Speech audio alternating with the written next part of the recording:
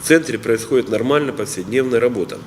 Надо отметить, что центр – это муниципальное предприятие, и главная цель этого предприятия – регулирование численности безнадзорных животных. Вот эту главную свою цель центр проводит на основании контрактов, которые в рамках 44-го федерального закона он заключает на конкурсной основе с рядом организаций, которые занимаются и отловом безнадзорных животных, их вакцинацией, подбором трупов, которые у нас, к сожалению, есть на автодорогах города Ростова-на-Дону. Сегодня на содержании центра находится 218 животных. Это те животные, которые сегодня обеспечены бюджетным финансированием.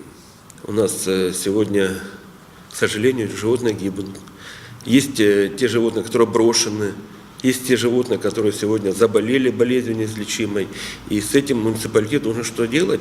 И мы действительно в рамках действующего законодательства проводим определенную работу.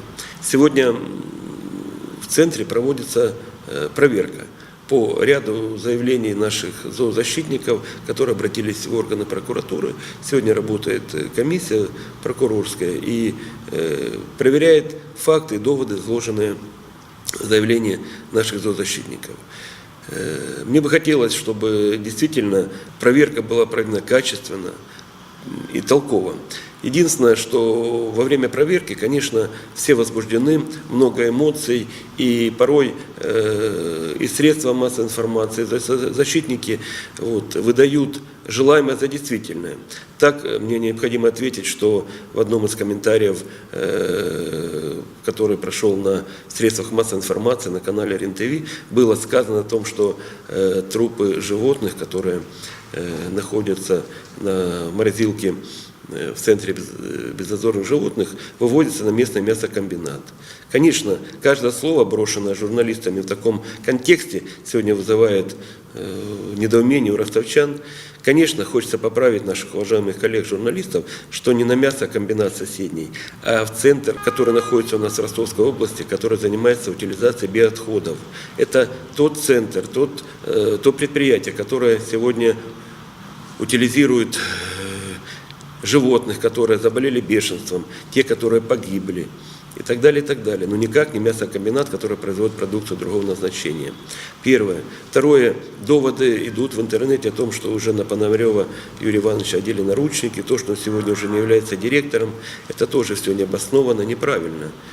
Досужие домыслы о том, что он на деньги сэкономленные, украденные с центра, купил себе машину. Это тоже доводы и непроверенная информация. Мы за то, чтобы прошла проверка, посмотрели всю законность деятельности предприятия, и по итогам проверки будет составлен акт, который администрация города внимательно рассмотрит и по существующим доводам и замечаниям будет делать соответствующие выводы по работе предприятия. Конечно, сегодня в центре есть много проблем, которые необходимо решать и которые администрация города решает. Одна из главных проблем – это, конечно, учреждение, которое сегодня находится по адресу Портовая 1, оно по своим объемам сегодня никак не рассчитано для обслуживания этого направления для города-миллионника. И мы это прекрасно понимаем, что нам нужно двигаться вперед, нам нужно строить новый центр, и в этом направлении сегодня мы работаем. Сегодня уже оформлен землеотвод на проектирование строительства нового центра безнадзорных животных, и в ближайшее время мы начинаем, и уже начали даже практически предпроектные работы по строительству нового центра.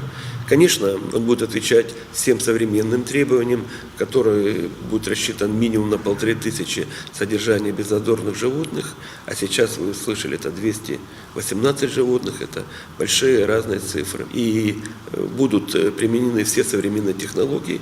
Я думаю, уже в новом центре у наших зоозащитников практически вопросов к содержанию не будет. В рамках нашей деятельности мы выполняем периодически отгруз биоотходов. Они выполняются подрядной организацией и свозятся все на территорию МКУ ЦБЖ в холодильник. Периодически мы в рамках договорных отношений с АО «Каганинский мясокостный завод» производим утилизацию биоотходов. который располагается в Ростовской области, в Мокрый Батай. Этот утильзавод, он не мясокомбинат, а мясокостный завод. Он занимается только утилизацией биоотходов. К биоотходам относятся это птицы, это падшие животные, животные, которые инфекционные, и все они утилизируются именно на этом мясокостном заводе. В том числе и у нас имеется контракт на утилизацию биоотходов, это падших животных, которые подбираются с территории города Ростова-на-Дону.